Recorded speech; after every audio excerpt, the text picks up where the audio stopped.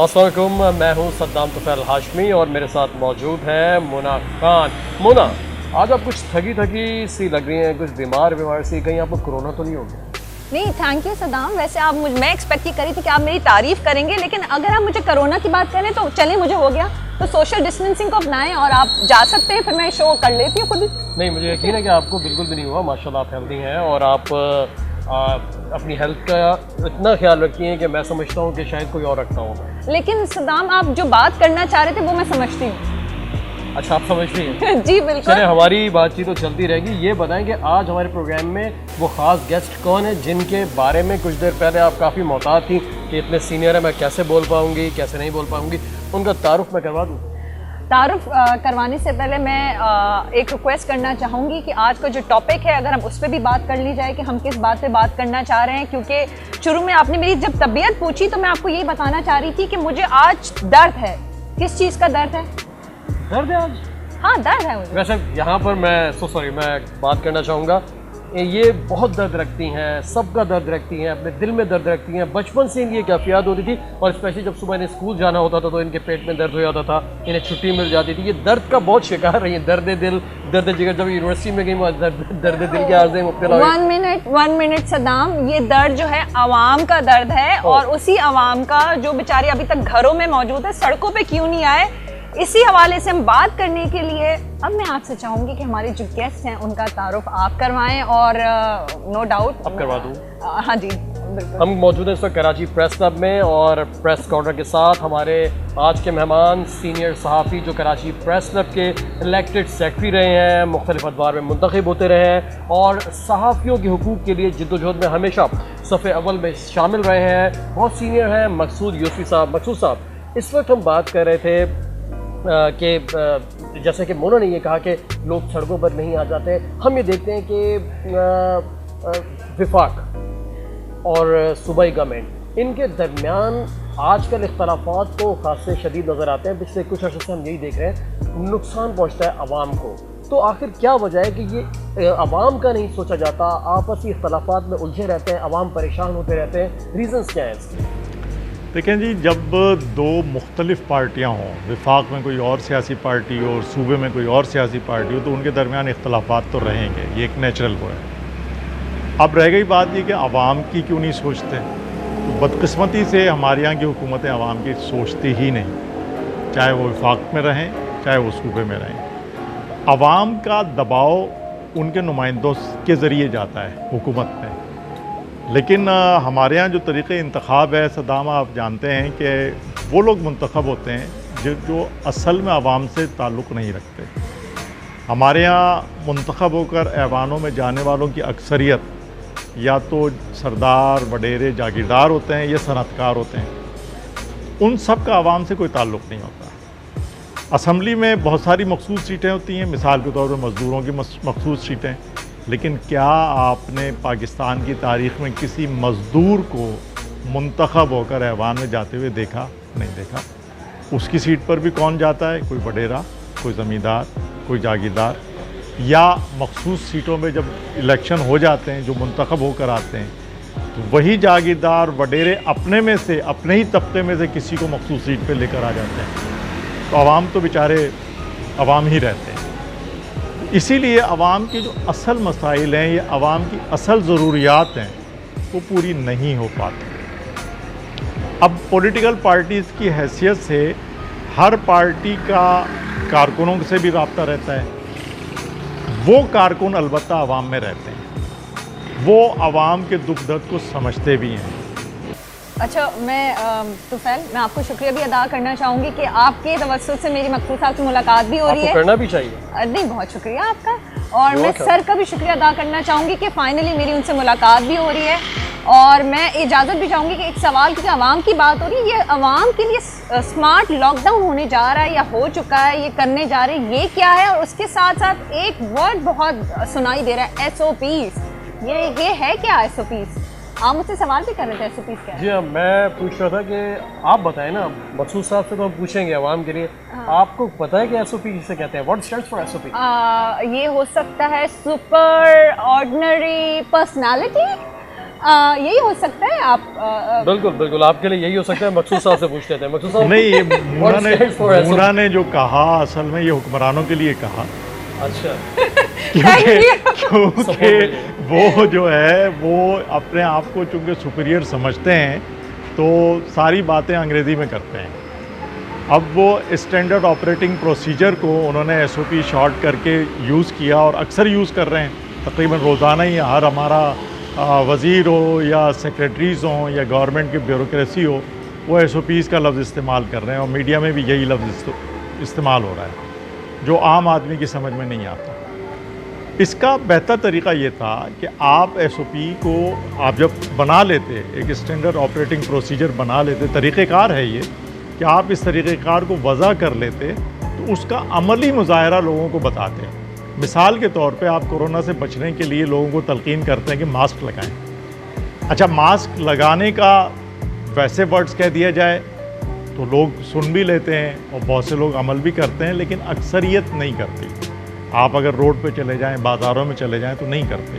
तो इसका अमली मुज़ाहरा करना चाहें ना आप, ये इसके बहुत सारे इश्तहार भी बनाए गए, पोस्टर्स भी बनाए गए और टीवी के ऊपर भी आप इश्तहार देते हैं। तो आप उसका प्रैक्टिकल मुज़ाहरा करें, बिल्कुल इस तरह जैसे आप किसी फ़्लाइट में जाते हैं, हवाई जहाज़ में जब सफ़र करते हैं तो सफ़र के दौरान एयर होस्टेस या क्रू आके आपको वहाँ का एक तरीक़ाकार बताता है कि आप सीट पे बैठे हैं तो सीट बेल्ट कैसे बांधें। आपको अगर इमरजेंसी हो जाए तो मास्क अगर गिरेगा आपके सामने तो उसको आप चेहरे पे कैसे लगाएंगे। तो इसी तरह इस मास्क को बांधने का भी तरीका बताया जा सकता है। आप इसकी छोटी छोटी वीडियोस बना सकते हैं। आप ये वीडियोस बना के टीवी पे आपके इश्तहार चल रहे हैं उसमें ये दिखाई जा सकती है कि जी ये है SOPs के तहत ही आती है ना ये सारी चीज़ें, तो लोगों को पता चलता जाएगा कि SOPs क्या है। इसी तरह आप डिस्टेंसिंग की बात करते हैं कि जी आप समाजी फासला रखें। अब समाजी फासला आम आदमी के लिए समझ में नहीं आता कि मैं कैसे रखूं, तो उसकी भी आप वीडियोस बना के चलाएं, उसको दिखाएं, लोगों को प्रैक्टिकली बताएं कि जी समाजी फासला इस तरह रखना है, इस तरह से अमल करना है। आप स्टोर्स में जाएं, बाज़ारों में जाएं, अब लोग हुजूम लगा लेते हैं, हुजूम में फंस जाते हैं और हर आदमी हुजूम में फंसने के बाद खुद तो नहीं निकल सकता। तो लेकिन अगर ये तरीक़ेकार आप वीडियोज़ के ज़रिए, मूवीज़ के ज़रिए, छोटी छोटी मूवीज़ के ज़रिए दिखाना शुरू करेंगे तो लोगों की समझ में आएगा। सिर्फ वर्ड्स यूज़ करने से लोग नहीं समझ पाते। अच्छा मसूद साहब, हम देखते हैं कि कोई भी कमीशन बनता है, कमीशन बनने का मकसद क्या होता है? वैसे मुना, क्या मकसद होता है? ये मकसद से सारे सवाल मुझसे ही करना चाहते हैं और मैं यहाँ पे सवाल करने के लिए आई हूँ, जवाब देने के लिए नहीं। इसके लिए हमारे साथ मौजूद है हमारे मकसूद नहीं। मुझे लगता है कि इनके पास नॉलेज बहुत ज़्यादा है जिसका ये अक्सर गर्दान भी करती रहती हैं कि तो मैं तो सिर्फ एक जानने के लिए, क्योंकि मुझे नहीं पता। लेकिन आपकी बात भी ठीक है, मकसूद साहब से ही जानेंगे। कमीशन बनते हैं, कमीशन बनने का मकसद क्या है? कि फॉर एग्जाम्पल एक कमीशन बनता है तो कमीशन बनने का मकसद ये है कि जो भी, जैसे चीनी का कमीशन बना चीनी के हवाले से, तो दूसरों को भी मोहतात होना चाहिए कि ऐसा कमीशन बन सकता है। लेकिन हम ये देखते हैं चीनी कमीशन बनता है, चीनी के साथ जो होता है वो तो अपनी जगह पर है, आटा बेचने वाले वो उस तरह तवज्जो नहीं देते, आटा गायब हो जाता है। पेट्रोल सस्ता होता है लेकिन वो पेट्रोल मिलना ज़रा मुश्किल हो जाता है, वॉट एवर कि वो लॉकडाउन की वजह से हो या वो किसी भी वजह से हो। तो आखिर क्या वजह है कि लोग खौफ का शिकार नहीं होते हैं, किसी कमीशन से नहीं डरते? देखिए, बदकिस्मती ये है कि हमारे मुल्क में जो कमीशन या इंक्वायरी कमेटियाँ बनती हैं उसका रिज़ल्ट कोई नहीं निकलता। अगर कमीशन कोई चीज़ें डिटेक्ट करता है, इन्वेस्टिगेट करता है और अपनी रिपोर्ट फाइनल करके पेश कर भी देता है तो हुक्मरान उसको अपने मफाद में देखते हैं, जज करते हैं कि ये हमारे फेवर में कितनी जाएगी और हमारे ख़िलाफ़ कितनी जाएगी। उसके बाद उस पर एक्शन लेते हैं, चाहे वो चीनी कमीशन बनाओ या इससे पहले बहुत सारे कमीशन। पाकिस्तान बनने से लेके आज तक अगर आप तारीख़ देखें तो बदकिस्मती से हमारा मुल्क 2 लख्त हुआ, उसका भी एक कमीशन बना था, जस्टिस हमीदुर रहमान कमीशन। उसकी भी बहुत सारी सिफारिशात आई थी, बहुत सारी बातें उनमें बताई गई थी, लेकिन उन रिपोर्टों को छुपा दिया गया, लोगों तक, आवाम तक पहुँचने नहीं दिया गया, ज़ाहिर नहीं करने की कोशिश की। वो भी बदकिस्मती से उस कमीशन की रिपोर्ट भी आउट हुई थी तो एक गैर मुल्क ने आउट कर दी थी, जिसके बाद मजबूरन कुछ हिस्से उसके हमारे यहाँ भी उसको ज़ाहिर किया गया, लेकिन अमल उस पर भी नहीं हुआ। तो मैंने तो अभी तक अपनी लाइफ में नहीं देखा कि किसी कमीशन की रिपोर्ट पे कोई अमल हुआ। और अमल ना करने की वजह फिर लोग ये बताते हैं कि कमीशन या कमेटियां बनाई इसलिए जाती हैं कि इस मामले को टाल दिया जाए, वरना आपके पास सरकारी सतह पर भी कई इदारे ऐसे मौजूद हैं जिनका काम ही इन्वेस्टिगेट करना और लोगों को पेनलाइज्ड करना है। FIA आपके पास मौजूद है, पुलिस आपके पास मौजूद है और दीगर सरकारी एजेंसियां मौजूद हैं जिनका काम ही यही है कि लोगों की जो भी गलत हरकत हैं वो नोट करें, देखें, उसको इन्वेस्टिगेट करें और इन्वेस्टिगेट करके अपने अफसरान को पेश करें, वो हुक्मरानों को पेश करते हैं। तो हुक्मरान अगर एक्शन लेना चाहें तो उनकी रिपोर्ट पर ले सकते हैं, लेकिन हुक्मरान उस पर एक्शन नहीं लेना चाहते, इसलिए उसको टालने के लिए कमीशन बना दिया जाता है। आपका चीनी कमीशन आप देख लें ना, कितनी रिपोर्टें सामने आ गई। बहुत तमतराक से कहा गया कि जी वज़ीर आज़म ने फैसला किया है कि वो अब किसी को नहीं छोड़ेंगे, लेकिन नहीं छोड़ेंगे, वो जिनको छोड़ना था या नहीं छोड़ना था वो तो बैरून मुल्क चले गए। अब जो यहाँ रह गए हैं वो भी जाहिर है कि इतने बाअसर हैं कि मुझे नहीं लगता कि उनके खिलाफ कोई एक्शन होगा। तो ये बस आपके कहने का यही मकसद है कि बातें होती हैं लेकिन अमल नहीं होता।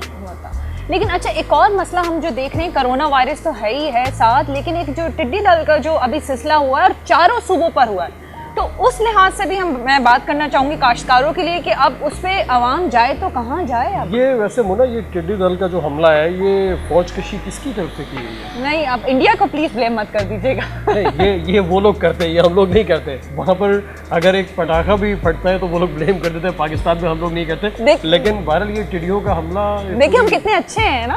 वो तो ऑफ कोर्स के हम लोग हैं। देखिए, टिड्डी दल का हमला कई दफ़ा पाकिस्तान पे हुआ है और हमारे यहाँ तो हर चीज़ चूँकि बाहर से आती है, मौसम भी बाहर से आता है, हवाएं भी बाहर से आती हैं, सर्दी गर्मी का असर भी बाहर से वाला हम, क्योंकि 12 मौसम है हमारे। तो टिड्डी दल का हमला, मुझे जहाँ तक मेरी मालूमात हैं, ये लास्ट ईयर अगस्त सितंबर में ईरान ने पाकिस्तान को एक लेटर के ज़रिए बताया था कि टिड्डी दल यहाँ से उड़ेगी और ये बलूचिस्तान में जाएगी और बलूचिस्तान के बाद फिर आपके मुल्क में जाएगी, तो आप कुछ कर लें। अच्छा, अब ईरान ने ख़ुद उस अमल कितना किया या नहीं किया वो मुझे नहीं पता, लेकिन उन्होंने हमारी गवर्नमेंट को एक इत्तला दे दी थी। चाहिए ये था कि हम वहाँ से मोहतात हो जाते, लेकिन हमने उसका नोटिस ही नहीं लिया। जब टिड्डी दल आ गई हमारे मुल्क में, हमारी फसलों पर छा गई और उसको नुकसान पहुँचाना शुरू कर दिया, तो सबसे पहले सिंध ने आवाज़ उठाई कि जी टिड्डी दल आ गई है, फसल पे हमारी फसलें तबाह हो रही हैं। उसके बाद पंजाब में आवाज़ उठी, फिर उस बलूचिस्तान में उठी। तो अब बात यह है कि जब एक आपके ऊपर हमला हो चुका, एहतियात का तकाजा तो ये होता है ना कि हमला होने से पहले आप इक़दाम कर लें। हमने इक़दाम शुरू किए जब ये हमला हो चुका था। अब उसके बाद वो कह रहे हैं कि जहाज़ भी आ चुके हैं और उसके ज़रिए स्प्रे भी किया जा रहा है और फसलों को बचाने की कोशिश की जा रही है, लेकिन हम लेट हो चुके हैं क्योंकि ये हमला हो चुका है। अच्छा मुफ्ती साहब, आखिर में आपका कोई मैसेज, कोई पैगाम हुकूमत के नाम, अवाम के नाम, एज अ सीनियर जर्नलिस्ट क्या कहना चाहेंगे? देखिए जी, मैं हुकूमत से सिर्फ यही गुजारिश करना चाहूँगा कि जो भी बरसर इक़्तिदार सियासी पार्टियाँ हैं वो अगर आवाम तक बराह रास्त नहीं पहुंच सकती तो ना पहुंचें, लेकिन अपने कारकुनों तक तो पहुंचें और अपने कारकुनों के ज़रिए वो आवाम के मसाइल जानने की कोशिश करें, उन्हें हल करें, तो वो आवाम की बहुत बड़ी खिदमत कर लेंगी। आवाम से मैं ये कहूँगा कि आप हर बात के लिए हुकूमत से तवक्को मत रखें। बहुत सारे काम ऐसे होते हैं जब आवाम को खुद करने होते हैं और ख़ुद कर सकती हैं। मिसाल के तौर पर सफाई अगर हम चाहेंगे, हमारे यहाँ एक आम रिवाज है कि हम अपने घर को तो बहुत अच्छी तरह साफ़ रखते हैं और घर का कचरा कूड़ा उठा के बाहर फेंक देते हैं। मैं जहाँ जिस अपार्टमेंट्स में रहता हूँ, मैंने अक्सर देखा है कि हमारे यहाँ स्वीपर भी आता है, डोर टू डोर वो गार्बेज ले जाता भी है, लेकिन जब वो चला जाता है तो लोग ऊपर वाले फ्लैट वाले जो है ना, वो सामान कचरा अपना नीचे फेंक देते हैं। तो ये हमारी गैर जिम्मेदारी है। तो हमें चाहिए कि आवाम भी ज़िम्मेदार बने। जब आवाम ज़िम्मेदार बनेगी तो इंतखाबात में एक मौका ज़रूर मिलता है आवाम को कि वो अपने सही नुमाइंदे मुंतखब करें, और हमारी आवाम ही की गलतियों से गलत नुमाइंदे मुंतखब होकर ऐवानों तक जाते हैं। अगर आवाम ज़िम्मेदार होगी तो हुक्मरान भी ज़िम्मेदार। ज़िम्मेदारी का एहसास सबको करना चाहिए और मेरा ख्याल है कि मकसूद साहब ने जो मैसेज दिया है वो ना आप अमल कर रहे हैं। आप चाय बगैर चीनी के पीनी है आपने, Okay. और आपने पेट्रोल बचाना है, और आटा तो आप रोटी अगर नहीं खाएंगे तो 1-2 दिन कोई मसला तो नहीं हो जाएगा, जिंदा तो वैसे भी आप रहेंगे। बिल्कुल ये जरूरी है। मैं चाय में सीरियसली चाय बगैर चीनी की पी लेकिन सकते चाय हैं। बगैर चीनी की पी जा सकती है, लेकिन रोटी अगर 2 रोज आदमी नहीं खाए तो बहुत फर्क पड़ता है। चलिए इसका बोर्ड ये बोल अब उन्होंने कह दिया है। आप जिम्मेदारी के एहसास की बात हो रही थी, मकसूद साहब ने यही की कि जिम्मेदारी का एहसास करें, अपने लिए वो पसंद करें जो दूसरों के लिए पसंद करते हैं। और अगर आप या आपके पड़ोस में कोई भूखा है तो आपने जो 2 दिन भूखा रखने की ख्वाहिश का इजहार किया, शायद ऐसा हो रहा होगा, तो उनका भी ख्याल करें, उनकी भी केयर करें। जिम्मेदारी का एहसास हुकूमत और आवाम दोनों करें। नहीं सद्दाम, आपने बिल्कुल बहुत ही अच्छी बात की। हमें ज़रूरत यह है कि हम अपने साथ साथ अपने इर्द गिर्द लोगों का ज़रूर ख्याल रखें। मकसूद साहब ने बहुत ही अच्छी बात ये भी की है कि हमें चाहिए कि हम दूसरों का जब ख्याल करेंगे तो ऑटोमेटिकली हम जो खुद ही एक एज बीइंग इंडिविजुअल जब अपनी जिम्मेदारी का एहसास करेंगे तो कुछ ना कुछ अपने माशरे में बेहतरी ला सकते हैं। हर चीज़ आप हुकूमत में मत जाएं प्लीज़। तो जाते हुए सद्दाम, जाते हुए आपको ये बताते चलें कि स्क्रीन पर आप देख रहे हैं एक आइकॉन नज़र आ रही है जिस पे एक बेल बनी हुई है। काइंडली इसको क्लिक करें, हमें सब्सक्राइब करें अगर आप चाहते हैं कि इन फ्यूचर मुस्तकबिल में भी हम आपको अच्छी अच्छी वीडियोस दिखाते रहें। इसके साथ इजाज़त चाहूँगा। पाकिस्तान जिंदाबाद।